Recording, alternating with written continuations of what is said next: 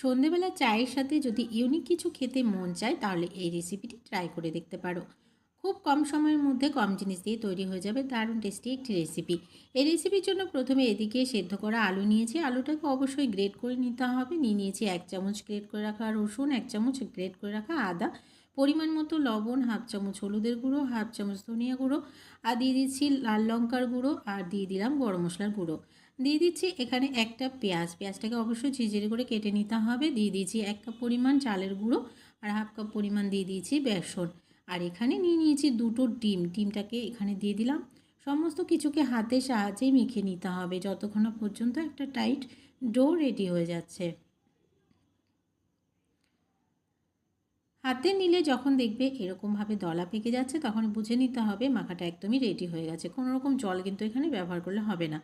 তো এদিকে তেল গরম হতে দিয়ে দিয়েছিলাম ফ্রাইং প্যানে। তো তেলটা গরম হয়ে গেলে একটা একটা করে সবগুলো ছেড়ে দিলাম। তো উল্টে পাল্টে যতক্ষণ পর্যন্ত একটা কালার আসছে ততক্ষণ পর্যন্ত কিন্তু ভেজে নিতে হবে। খুব কম সময়ের মধ্যেই ভাজা হয়ে যায় আর খেতে দুর্দান্ত টেস্ট লাগে। রেসিপিটি ভালো লাগলে অবশ্যই একটা লাইক শেয়ার করে দেওয়ার অনুরোধ রইল। আজকের মতন তাহলে টাটা।